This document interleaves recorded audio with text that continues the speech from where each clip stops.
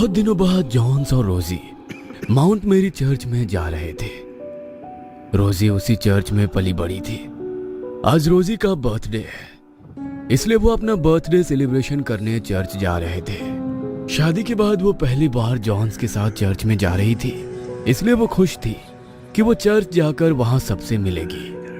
इस पर जॉन्स ने कहा, हाँ, इस खुशी में मुझे वहां भूल मत जाना।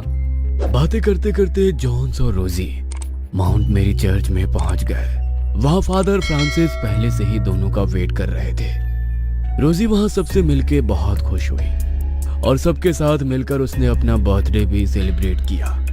चर्च में उन दोनों को बहुत देर हो गई। धीरे धीरे अचानक रोजी की तबीयत बिगड़ने लगी। वो वॉशरूम की ओर गई, लेकिन काफी देर के बाद भी रोजी वापस नहीं आई। फादर फ्रांसिस और जॉन्स रोजी को ढूंढने लगे। रोजी, कहाँ हो तुम रोजी? तभी रोजी एक अंधेरे रास्ते से बाहर आई। उसकी हालत बहुत खराब हो रही थी। वो ठीक से बोल भी नहीं पा रही थी। उसकी सांस फूल रही थी। वो बस जॉन से ये कह रही थी कि उसे यहाँ अच्छा नहीं लग रहा है, उसे यहाँ से ले जाए। वहाँ मौजूद सभी लोगों को रोजी का बिहेवियर अजीब लगा, लेकिन फादर फ्रांसिस के चेहरे के भाव कुछ और ही बात बयां कर रहे थे, जैसे कोई राज उनके सामने दस्तखत दे रहा हो। जॉन्स और रोजी आधे रास्ते पहुंचे ही थे कि उनकी गाड़ी खराब हो गई। जॉन्स किसी से मदद मांगने के लिए बाहर आया, लेकिन उसे कोई लिफ्ट नहीं मिल रही थी। रोजी की तबीयत बिगड़ती जा रही थी। तभी फादर फ्रांसिस का कॉल आता है। फादर फ्रांसिस, रोजी की तबीयत बहुत बिगड़ गई है और हमारी कार भी रास्ते में खराब हो गई है। Please help me father. Don't panic my son, तुम रोजी को यहाँ लेकर आओ, आगे देखते हैं क्या होता है। Okay father. जॉन्स ने जैसे तैसे अपनी कार स्टार्ट की और चर्च की ओर गया। फादर फ्रांसिस पहले से ही उनका वेट कर रहे थे।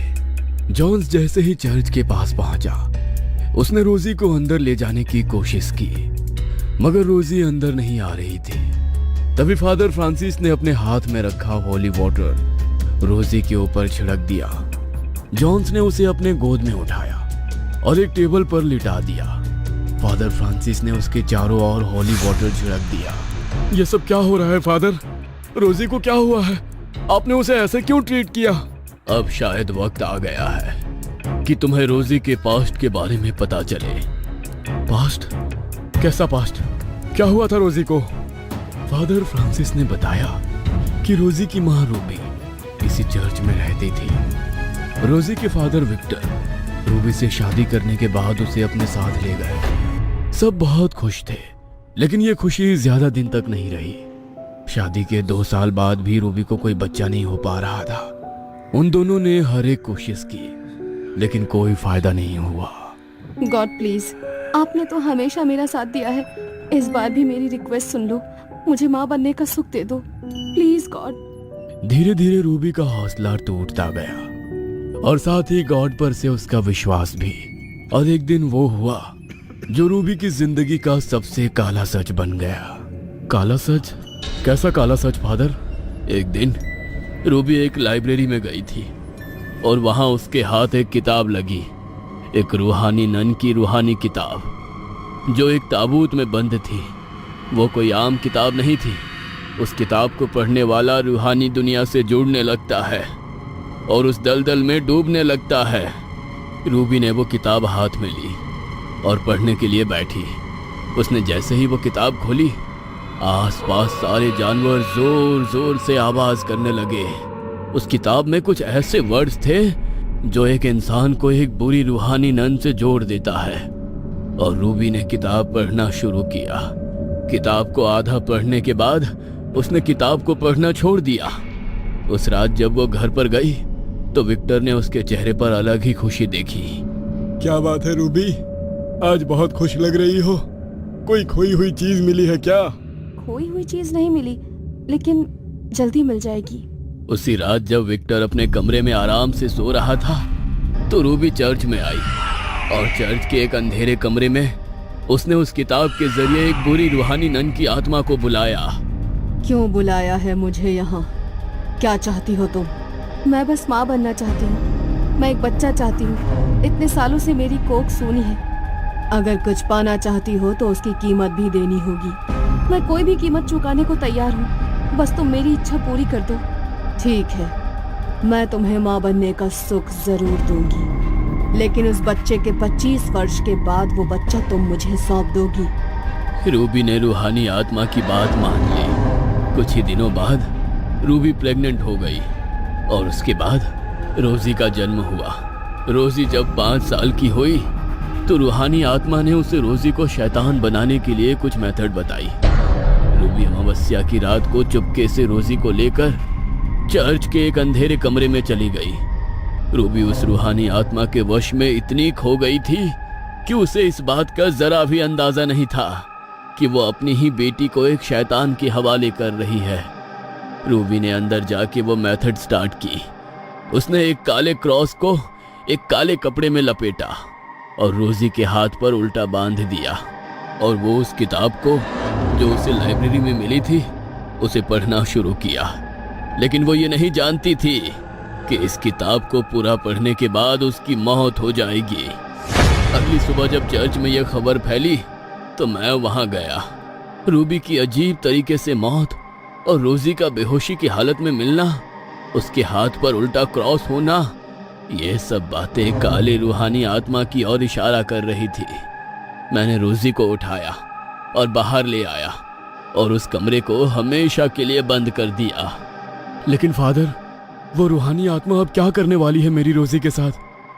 जब बर्थडे वाले दिन रोजी की तबीयत खराब हुई तो मैं तभी समझ गया था कि वो रूहानी आत्मा अब पूरी तरह से रोजी के शरीर पर हावी हो जाएगी। इस दुनिया से जुड़े रहने के लिए एक इंसानी आत्मा और एक इंसानी शरीर की जरूरत होती है। आत्मा तो वो रूबी की ले गई है और अब शरीर रोजी का ले जाने आई है। तभी चर्च में लगी सारी मोमबत्तियां हवा के झोंके से बुझने लगी। फादर फ्रांसिस ने अपने हाथ में क्रॉस लिया और रोजी के सामने रखते हुए मंत्र पढ़ने लगे।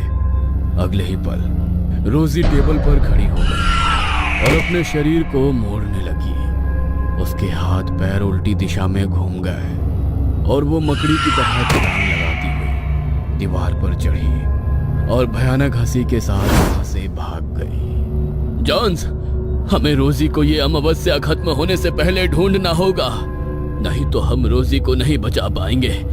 मुझे लगता है कि वो वहीं गई होगी जहां से ये खेल शुरू हुआ था। जॉन्स और फादर फ्रांसिस उसी लाइब्रेरी में पहुंचे जहां वो किताब ताबूत में बंद थी। वहां जाकर उन्होंने जो देखा, उनके पैरों तले जमीन ही खिसक गई। रोजी हवा में उड़ रही थी और उसके हाथ में वो किताब थी जो रूबी ने पढ़ी थी। जॉन्स, रोजी वो किताब पढ़ रही है। हमें वो किताब डिस्ट्रॉयड करनी होगी, लेकिन ये आसान नहीं होगा। मैं जानता हूँ कि तुम मेरी रोजी को ले जाने आए हो। मैं ये भी जानता हूँ कि तुम बहुत ताकतवर हो। मैं तुमसे जीत नहीं सकता, इसलिए मैं हार मानता हूँ। लेकिन मैं बस एक आखिरी बार तुमसे कुछ मांगना चाहता हूँ। आखिरी इच्छा? बोलो, क्या चाहते हो? मैं बस आखिरी बार अपनी रोजी को गले लगाना चाहता हूँ। रूहानी आत्मा ने जॉन्स की बात मानी और जॉन्स के पास चली गई। जॉन्स ने उसे गले लगाया और अपनी पकड़ मजबूत की। रोजी को एहसास हुआ कि उसे जॉन्स ने अपनी बाहों में जकड़ लिया है। वो खुद को छुड़ाने के लिए छटपटाने लगी। रोजी ने जॉन्स को भी उठाकर दीवार पर फेंक दिया, लेकिन जॉन्स ने रोजी को नहीं छोड़ा। उसने अपनी पकड़ बनाए रखी। रोजी ने जैसे तैसे अपने आप को छुड़ाया और जॉन्स को एक शीशे के ऊपर फेंक दिया। जॉन्स जख्मी हो गया था। रोजी फादर फ्रांसिस के पास जाने ही वाली थी कि जॉन्स ने उसका पैर पकड़ लिया। फादर फ्रांसिस ने अपने साथ लाया हॉली वाटर हाथ में लिया और गॉड को याद करते हुए वो पानी उस किताब पर फेंक दिया। ऐसा उन्होंने 3 बार किया। धीरे धीरे उस किताब से हरा धुआं निकलने लगा और वो किताब जलने लगी।